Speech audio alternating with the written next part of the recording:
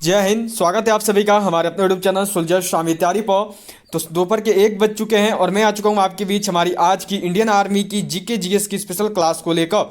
आज जो हम सब देखो क्लास का आज हमारा टॉप 35 क्वेश्चंस का टेस्ट रहेगा।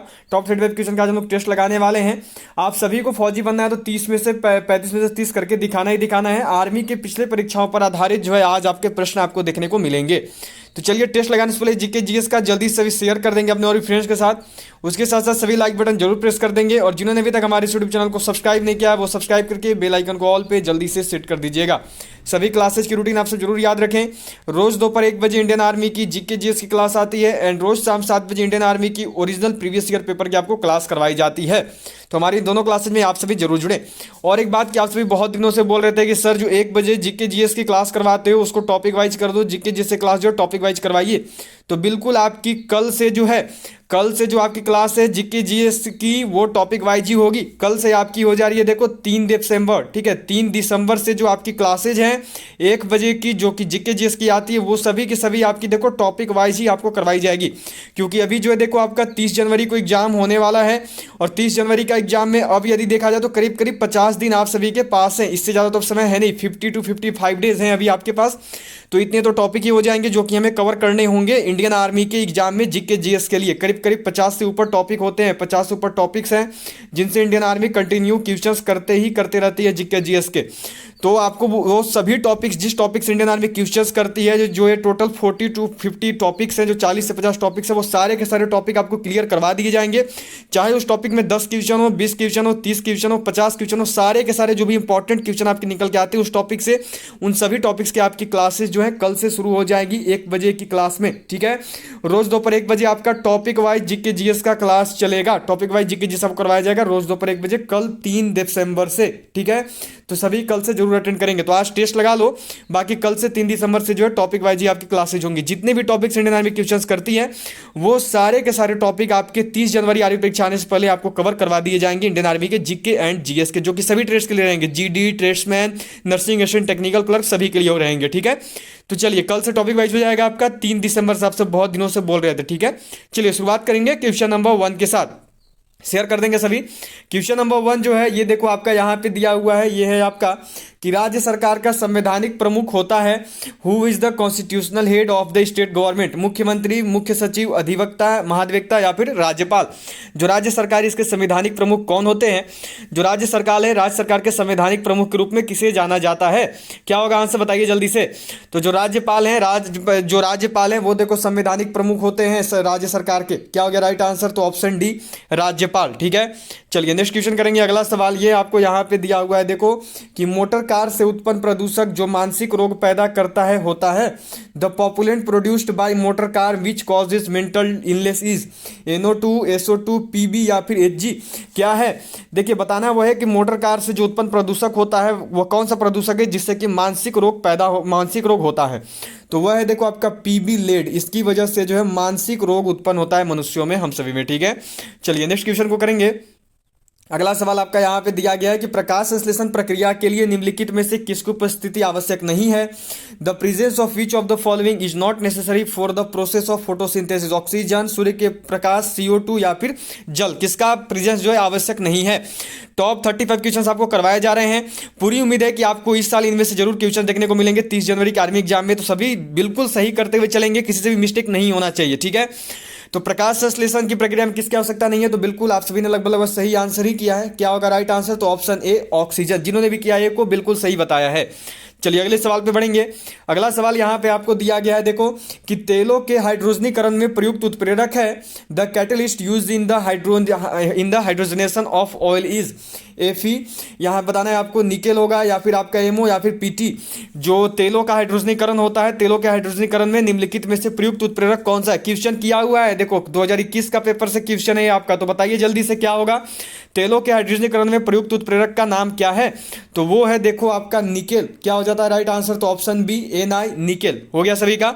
चलिए नेक्स्ट क्वेश्चन में बढ़ेंगे। अगला सवाल यहाँ पे आपको दिया हुआ है, देखो कि आकाश में बिजली चमकने पर कौन सी गैस उत्पन्न होती है? Which gas is produced when lightning strike the sky? क्या होता है? N2O होगा, NO2 होगा, या फिर N2O5 होगा? आकाश में जब बिजली चमकता है तो आकाश में बिजली चमकने पर कौन सी गैस उत्पन्न होती है? सभी के आंसर सही आने चाहिए। चलिए बताइए जल्दी से क्या होगा यहाँ पे। तो देखिए आकाश में बिजली चमकने पर जो गैस है जो उत्पन्न होती है वो है NO। क्या हो गया राइट आंसर? तो ऑप्शन बी। हो गया सभी का। चलिए अगले सवाल पे बढ़ेंगे। अगला सवाल है आपका यहाँ पे, यह देखो दिया गया है कि वर्तमान में भारत के किस स्थान को सफेद पानी के नाम से जाना जाता है? Which place in India is currently known as white water? Leh, Ladakh, Kargil या फिर सियाचिन? चलिए आंसर करेंगे सभी लोग और जल्दी से बताएंगे। और याद रखना सबको, कल से 3 दिसंबर से जो है आपकी सभी क्लासेज जो 1 बजे की जीके जीएस की होती है वो सारी क्लासेज आपकी टॉपिक वाइज हो जाएगी। ठीक है, कल से 3 दिसंबर से जो 1 बजे आपकी जीके जीएस की क्लास आती है वो टॉपिक वाइज होने जा रही है। और करीब करीब जो भी 40 से 50 टॉपिक्स हैं जिनसे इंडियन आर्मी क्वेश्चन करती है, हर साल पूछती है, वो सारे के सारे टॉपिक्स आपको करवा दिए जाएंगे आपकी 30 जनवरी आर्मी एग्जाम आने से पहले पहले तक। ठीक है, तो सभी कल से टॉपिक वाइज क्लास लगाएंगे। कल 3 दिसंबर से रोज 1 बजे टॉपिक वाइज आपकी जीके जीएस होगी। चलिए वर्तमान में भारत के किस स्थान को सफेद पानी के नाम से जानते हैं? तो वह है सियाचिन। ठीक है, क्या हो गया राइट आंसर? तो ऑप्शन डी। ऑप्शन डी सभी का सही गया होगा ना। चलिए अगले सवाल पे बढ़ेंगे। नेक्स्ट क्वेश्चन जो है यह देखो आपको यहाँ पे दिया हुआ है, ये मिला हुआ है आपको, देखो कि पास्कल इकाई है। पास्कल इज द यूनिट आर्द्रता की, दाब की, वर्षा की या फिर तापमान की? जो पास्कल है यह निम्नलिखित में से किसकी इकाई है? क्या होगा आंसर? सभी लोग बताएंगे और जल्दी से करेंगे। जो पास्कल है यह किसकी इकाई है? तो जो पास्कल है यह देखो इकाई है दाब की। किसकी इकाई है? तो ऑप्शन बी, दाब की, प्रेशर की। हो गया सभी का। चलिए अगले सवाल को करेंगे। नेक्स्ट क्वेश्चन है आपका यहाँ पे, यह देखो दिया हुआ है कि रॉकेट किस सिद्धांत पर कार्य करता है? On what principle does a rocket work? Newton का तृतीय नियम, न्यूटन का प्रथम नियम, न्यूटन का द्वितीय नियम या फिर आर्किमिडीज के सिद्धांत पे क्वेश्चन आया हुआ है इंडियन आर्मी में।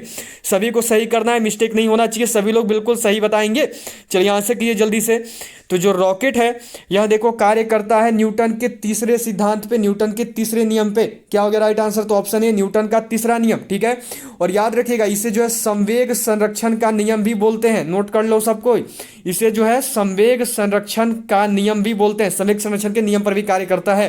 तो यदि न्यूटन का तृतीय नियम ना देकर संवेग संरक्षण का नियम दे दे तो यह भी सही हो जाएगा। ठीक है, क्वेश्चन किया हुआ इंडियन आर्मी में, सबको ध्यान में रखेंगे। चलिए अगला सवाल यहाँ पे है आपका, देखो ये क्वेश्चन है कि रैम का पूर्ण रूप क्या है? What is the full form of RAM? Random access memory, ready application module, read access memory या फिर रिमोट एक्सेस मशीन?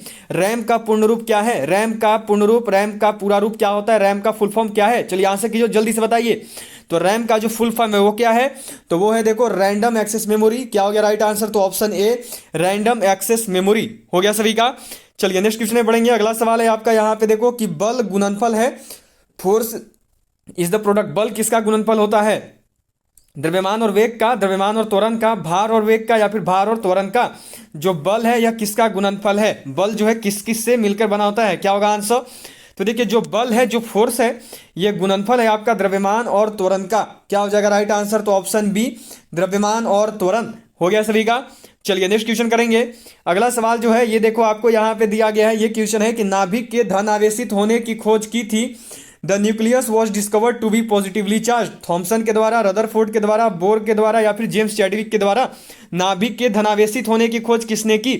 नाभिक के धनावेशित होने की जो खोज है यह किसके द्वारा की गई है? क्या होगा आंसर? सभी लोग करेंगे और जल्दी से बताएंगे यहाँ पे। चलिए बताइए जल्दी से। तो नाभिक के जो धनावेशित होने की खोज है यह की है देखो रदरफोर्ड ने। क्या हो जाएगा राइट आंसर? तो ऑप्शन बी। चलिए नेक्स्ट क्वेश्चन करेंगे। अगला सवाल है आपका यहाँ पे 12 नंबर सवाल है, देखो कि मृदा अपरदन रोका जा सकता है। Soil erosion can be stopped. अत्यधिक चरने द्वारा, वनस्पतियों के हटने द्वारा, वनों को उगाने द्वारा या फिर बढ़ती पक्षी जनसंख्या द्वारा? जो मृदा अपरदन है उसको कैसे रोक सकते हैं? जो मृदा अपरदन है उसको किस प्रकार से रोका जा सकता है? तो जो मृदा अपरदन है इसको देखिए रोका जा सकता है वनों को उगाने द्वारा। ग्रोइंग फॉरेस्ट, वनों को उगाकर जो है मृदा अपरदन को रोक सकते हैं। चलिए नेक्स्ट क्वेश्चन करेंगे। अगला सवाल यहाँ पे आपका दिया हुआ है, देखो कि जब बैरोमीटर का पारा अचानक गिर जाए तो यह किस बात का घोतक है? What does it signify when the barometric pressure suddenly drops? गर्म मौसम का, सर्द मौसम का, आंधी या झंझावत की संभावना या फिर शुष्क मौसम का? जब बैरोमीटर का पारा अचानक गिर जाता है तो यह किस बात का घोतक होता है? तो देखिए जब बैरोमीटर का पारा अचानक गिर जाए तो यह घोतक होता है आंधी या झंझावत की संभावना का। क्या हो गया राइट आंसर? तो चांस ऑफ थंडर स्टॉर्म। हो गया सभी का। चलिए नेक्स्ट क्वेश्चन देखेंगे। अगला सवाल यहाँ पे आपको दिया हुआ है, देखो कि उत्प्रेरक की खोज किसने की? Who discovered the catalyst? Berzelius, Rutherford, Lewis या फिर कोसेल? पूछा गया आपसे कि जो उत्प्रेरक है उसकी खोज किसके द्वारा की गई है? तो जो उत्प्रेरक है इसकी खोज की गई है देखो बर्जिलियस के द्वारा। क्या हो गया राइट आंसर? तो ऑप्शन ए बर्जिलियस हो गया। चलिए नेक्स्ट क्वेश्चन करेंगे। अगला सवाल है आपका 15 नंबर सवाल यहाँ पे। यह देखो दिया हुआ है आपका कि दूध से क्रीम निकालने पर, on removing cream from milk, दूध से क्रीम निकालने पर क्या होता है? दूध का घनत्व बढ़ता है, दूध का घनत्व घटता है, दूध का घनत्व परिवर्तित रहता है, या फिर डी में है नॉन ऑफ दिस। जब दूध का क्रीम निकालते हैं तो उससे क्या घटित होता है? क्या होगा आंसर? करिए जल्दी से। तो जो दूध का क्रीम है, दूध से क्रीम निकालने पर जो है देखो दूध का घनत्व बढ़ता है।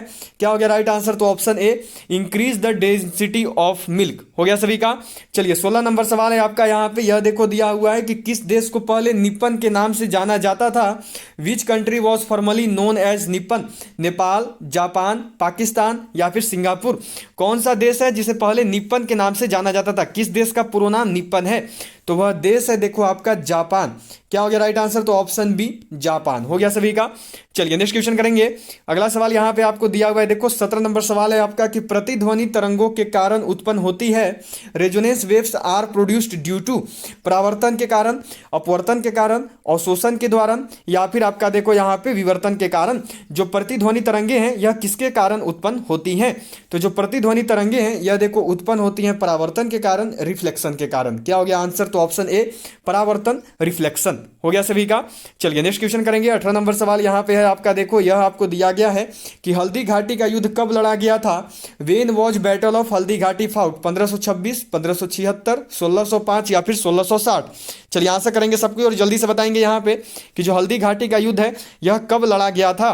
तो जो हल्दी घाटी का युद्ध है यह देखो लड़ा गया था 1576 में। क्या हो गया राइट आंसर? तो ऑप्शन बी 1576। चलिए अगला सवाल है आपका यहाँ पे 19 नंबर सवाल देखो दिया गया है कि आईने अकबरी के लेखक कौन है? Who is the author of आईने अकबरी? अकबर, अबुल फजल, अमीर खुसरो या फिर शेरशाह सूरी? जो आईने अकबरी है, आईने अकबरी के लेखक कौन है? आईने अकबरी जो है किसके द्वारा लिखा गया था? तो जो आईने अकबरी है इसके लेखक है अबुल फजल। क्या हो गया राइट आंसर? तो ऑप्शन बी अबुल फजल सभी का सही किया होगा। चलिए नेक्स्ट क्वेश्चन करेंगे 20 नंबर सवाल जो कि आपका यहाँ पे दिया हुआ है। देखो कि निम्नलिखित में से किस में गतिज ऊर्जा नहीं है? Which of the following does not have kinetic energy? चली हुई गोली, बहता हुआ पानी, चलता हथौड़ा या फिर खींचा हुआ धनुष? निम्नलिखित में से कौन है जिसमें गतिज ऊर्जा नहीं पाई जाती है? सबको ये आंसर करेंगे और जल्दी से बताएंगे, मिस्टेक किसी से नहीं होनी चाहिए। चलिए जल्दी से आंसर कीजिए और बताइए कि निम्नलिखित में से किसमें जो है गतिज ऊर्जा नहीं है। क्वेश्चन देखो 2020 के पेपर से इंडियन आर्मी का, तो आंसर करें और जल्दी से बताइए। तो इनमें से जिसमें गतिज ऊर्जा नहीं है वो कौन है? तो वह है खींचा हुआ धनुष। ये जो है इसमें गतिज ऊर्जा नहीं है। चलिए नेक्स्ट क्वेश्चन करेंगे। अगला सवाल है आपका यहाँ पे 21 नंबर सवाल आपको दिया हुआ है कि आंध्र प्रदेश एक भाषाई राज्य के रूप में गठित किया गया। Andhra Pradesh formed as a linguistic state 1950 में, 1953 में, 1956 में या फिर 1961 में? जो आंध्र प्रदेश है इसको एक भाषाई राज्य के रूप में कब गठित किया गया था? तो आंध्र प्रदेश को भाषाई राज्य बनाया गया था देखो 1953 में। क्या हो जाता है राइट आंसर? तो ऑप्शन बी। और याद रखिएगा आंध्र प्रदेश जो है पहला भाषाई राज्य है। पूछा जाता है कि पहला भाषाई राज्य कौन सा गठित हुआ? तो पहला भाषाई राज्य जो है कौन सा है? तो वो है आपका आंध्र प्रदेश। ठीक है, चलिए नेक्स्ट क्वेश्चन में बढ़ते हैं। अगला सवाल यहाँ पे आपका दिया हुआ है। देखो ये क्वेश्चन है कि बिरसा मुंडा का कार्य क्षेत्र कौन सा था? What was the work area of Birsa Munda? Champaran, Ranchi, Ballia या फिर अलीपुर? इंडियन आर्मी का 2019 का पेपर का क्वेश्चन है ये। चलिए सबको यहाँ से करेंगे और बताएंगे कि जो बिरसा मुंडा है, बिरसा मुंडा का कार्य क्षेत्र कौन सा है? कौन सा था बिरसा मुंडा का कार्य क्षेत्र? तो बिरसा मुंडा का जो कार्य क्षेत्र है वो था रांची। क्या हो गया राइट आंसर? तो ऑप्शन बी। याद रखिएगा रांची किस राज्य में है?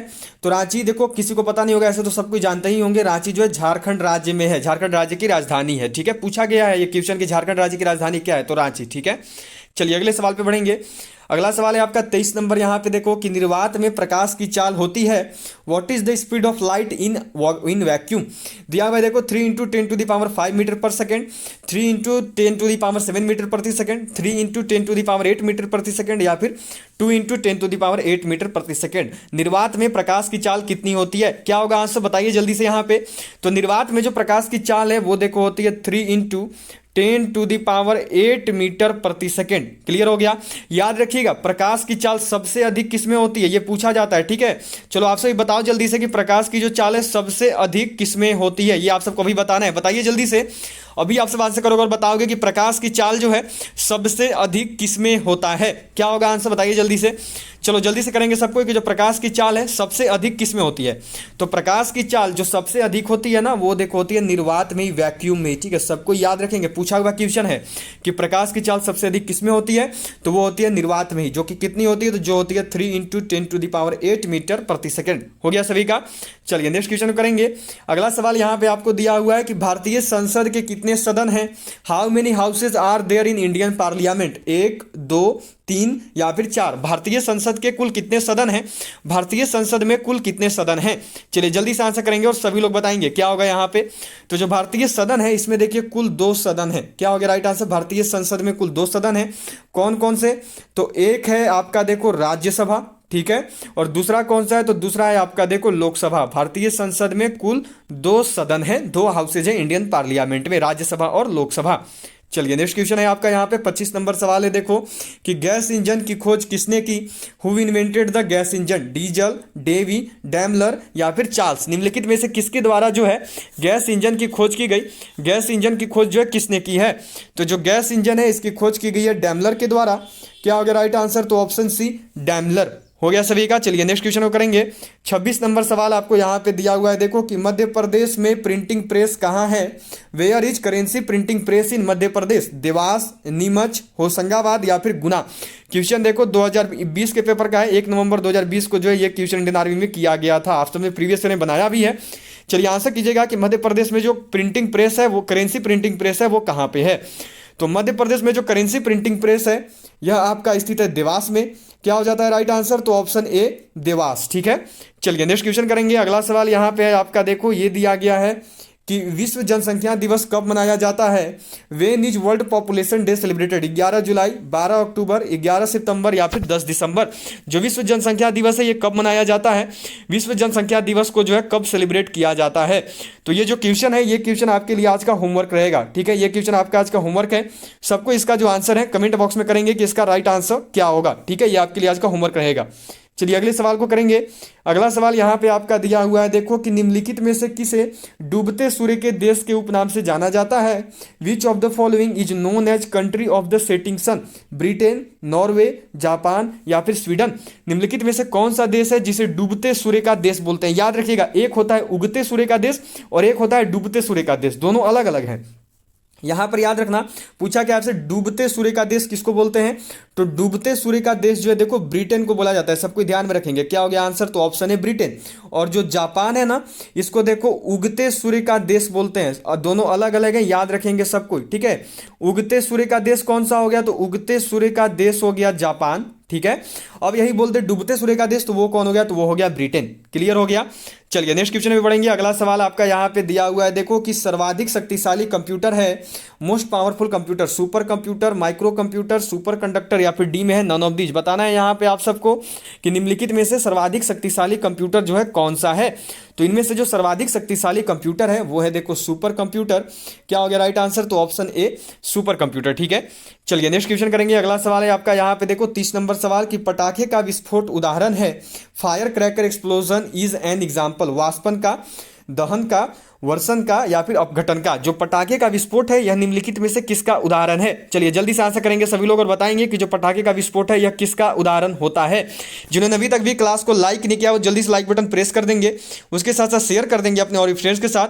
और जिन्होंने अभी तक हमारे यूट्यूब चैनल को सब्सक्राइब नहीं किया वो सब्सक्राइब करके बेल आइकन को ऑल पे जरूर सेट कर दीजिएगा। तो पटाखे का विस्फोट किसका उदाहरण है, तो ये देखो उदाहरण है दहन का। क्या होता है राइट आंसर, तो ऑप्शन बी। चलिए नेक्स्ट क्वेश्चन करेंगे। अगला सवाल है आपका यहाँ पे देखो कि रेडियो सक्रिय पदार्थ उत्सर्जित करता है। Emits radioactive substances, alpha किरणें, बीटा किरणें, गामा किरणें या फिर उपयुक्त सभी। जो रेडियो सक्रिय पदार्थ हैं वह क्या उत्सर्जित करते हैं, वो जो है क्या उत्पन्न करते हैं।